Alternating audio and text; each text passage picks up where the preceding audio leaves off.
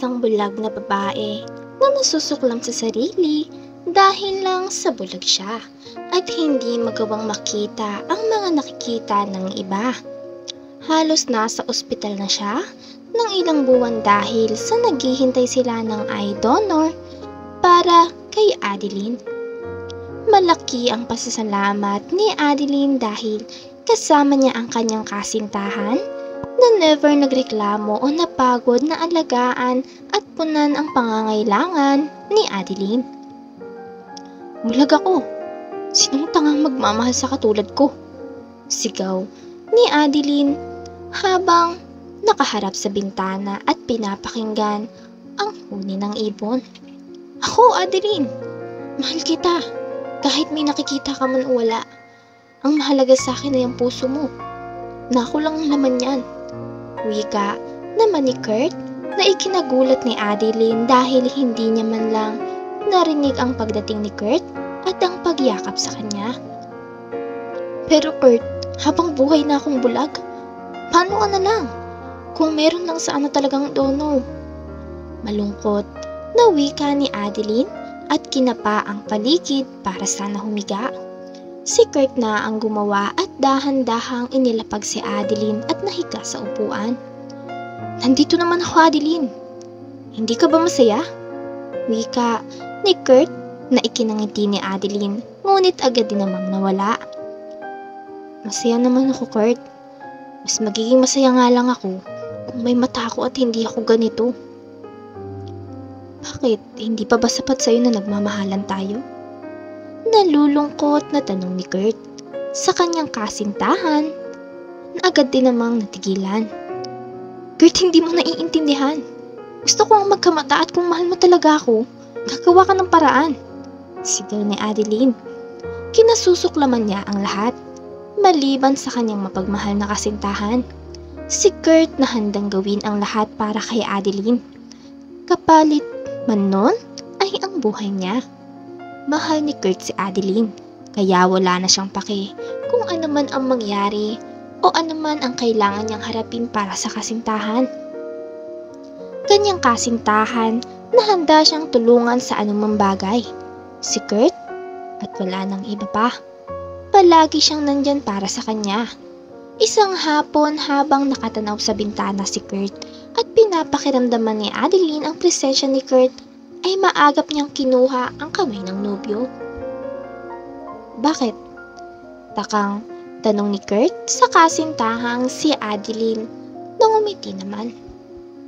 "Alam mo, kung may mata lang ako, baka pinakasalan na kita. Mata lang naman ang kulang sa akin. Kung makikita lang daw niya ang mundo, pakakasalan niya ang kanyang nobyo." "Ganun ba?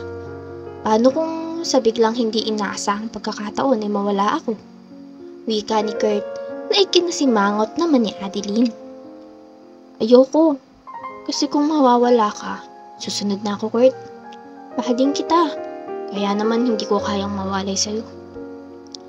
"Ang sinasabi ko lang naman, Adeline, hindi natin hawak ang panahon.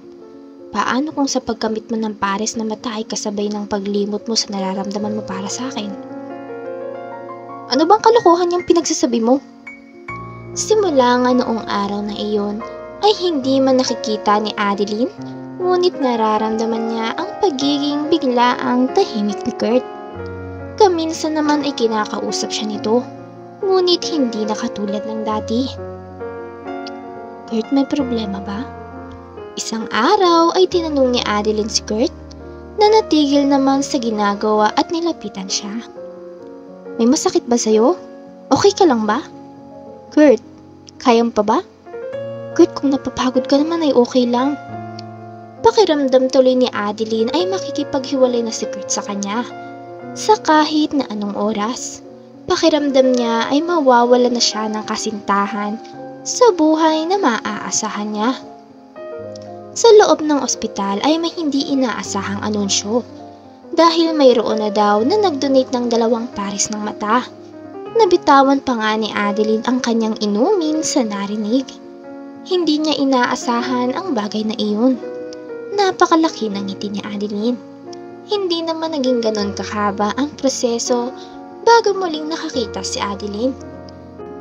Sa madilim muna siya pinadilat at dahan-dahang liwanag upang hindi raw mabigla ang mata ni Adeline. "Nasaan si Kurt? Nasaan ang boyfriend ko?" tanong ni Adeline. Excited siyang sabihin at makita ang kanyang boyfriend. Dahil nga isang araw ay may nag-donate ng isang pares ng mata sa kanya na matagal niya ng pangarap. Naisipan ni Adeline noong una na ipaalam agad kay Kurt. But Kurt is nowhere to be found. Kaya naman balak niya na lamang surpresahin ang kanyang boyfriend na si Kurt. Tinanong siya ng kanyang kasintahan. Ngunit ang pinagtataka niya ay nakabandage ang mata ni Kurt. May suot pa itong salamin.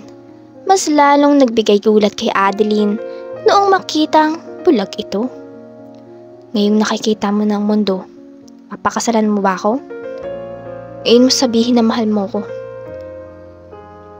Wika ni Kurt at dahan-dahang tinanggal ang kanyang salamin at ipinakita ng mas maigi ang bandage sa kanyang mata.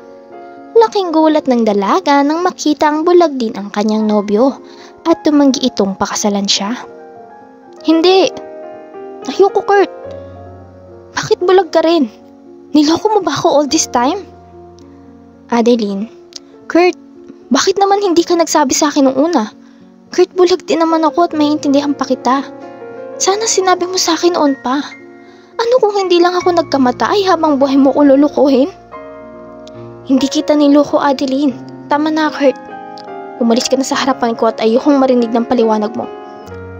Ayoko na. Tumigil ka na." Umiiyak na umalis ang kanyang kasintahan.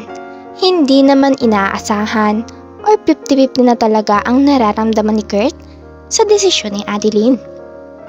May part na tanggap niya na at may part naman na nasaktan siya. Wala nagmahal lang. Kaya naman bilang una at huling liham para kay Adeline ay nag-iwan si Kurt ng liham. "Maraming salamat sa mga panahong lumipas, mahal kong Adeline. Alam kong nabigla ka sa nakita mo. Oo nga, dahil bulag ako at nakakabigla, nakinaya kong lahat. Dahil isa lamang ang sagot, mahal ko. Ako ang donor mo. Alam ko kasi kung gaano mo ka gustong makakita. Sino ba naman ako para hindi to pa rin yun, diba? Kung hindi mo na ako mahal, okay lang. Bastang lagi mong tatandaan ay ingatan mo lang ang iyong mga mata." Agad na nabitawan ni Adeline ang papel. Ilang linggo lang kasi noong matagpuan niya ang papel at mabasa ito galing kay Kurt. "Kurt, alam kong imposible namang marinig mo pa ako. Pero mahal na mahal kita. Gusto kong habulin at pigilan ka sa pagtakbo kaso nagulat ako Hindi dahil sa bulag ka, kundi dahil sa bagay na kaya mong gawin para sa akin. Mahal na mahal kita, Kurt. Ngayon may mata na ako ay handa akong baliktarin ang mundo. Makita lang kita." Wika naman ni Adeline at nag-umpisa na kumilos ng pangkaraniwan. Ganito nagbabago ang utak ng tao kapag nagbago ang katayuan. Iilan lamang ang nakakaalala kung ano ang buhay noon at kung sino ang laging nandyan kahit sa pinakamasakit na sitwasyon. Ang buhay ay regalo. Ngayon, bago mo maisipang magsabi ng hindi magandang salita, isipin ng isang taong hindi makapagsalita. Bago ka magreklamo tungkol sa lasa ng iyong pagkain, isipin ng isang taong walang makain. Bago ka magreklamo tungkol sa iyong asawa, isipin ng isang tao na sumisigaw sa Diyos para sa isang kasama. Ngayon, bago ka magreklamo tungkol sa buhay, isipin ng isang taong masyadong maagang pumunta sa langit. Bago ka magreklamo tungkol sa iyong mga anak, isipin ng isang taong nagnanais ng mga anak ngunit hindi sila nabiyayaan. Bago ka magtalo tungkol sa iyong maruming bahay, may hindi naglinis o nagwawalis, isipin ng mga taong naninirahan sa lansangan. Bago bumulong tungkol sa layo ng iyong pagmamaneho, isipin ang isang taong naglalakad sa parehong distansya gamit lang ang kanilang mga paa. At kapag ikaw ay pagod at nagreklamo tungkol sa iyong trabaho, isipin mo ang mga walang trabaho, mga may kapansanan at mga nagnanais na magkaroon sila ng iyong trabaho. Ngunit bago mo isipin na ituro ang daliri o hatulan ng iba, tandaan na walang sino man sa atin ang walang kasalanan at lahat tayo ay sumasagot sa isang gumawa. At kapag ang mga nakapanlulumong pag-iisip ay tila nagpapahina sa iyo, maglagay ng ngiti sa iyong mukha at salamat sa Diyos na buhay ka at nasa paligid ka pa rin. Ang buhay ay isang regalo. Magandang matuto tayong pahalagahan ang mga taong handa talaga tayong tulungan at maaasahan sa kahit na anong bagay. Namimiss na ni Adeline ang pag-aalaga ni Kurt sa kanya. Ngunit sa huli ay nagkabalikan sila ni Kurt. Nagkapaliwanagan at nagkasundo. Nagbigay si Kurt ng second chance sa kanyang kasintahan na si Adeline. Mas naging masaya naman si Adeline at buo na ang buhay.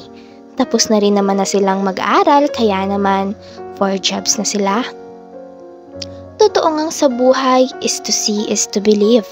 Kaya naman masaya si Adeline na katulad ng iba ay mayroon na siyang mga mata na meron din ng mga iba.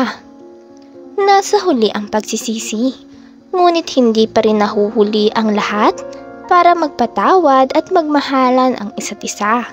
Hindi bisit ang pagsubok dahil sa buhay ay mas lalo tayong pinapatatag ng pagsubok.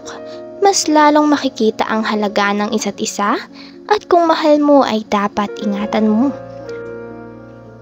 What if ibigay ko sa iyo ang marriage life ko? Handa ka na bang maging tatay sa maraming bata? Tanong ni Adeline kay Kurt, na agad namang natuwa at napatalon pa nga. Maraming salamat sa panonood mga kakwentuhan. Huwag kakalimutang mag-subscribe at pindutin ang notification bell para lagi kayong updated sa ating mga bagong istoryang mapupulutan ng aral at inspirasyon sa buhay. Hanggang sa susunod nating istorya mga kakwentuhan.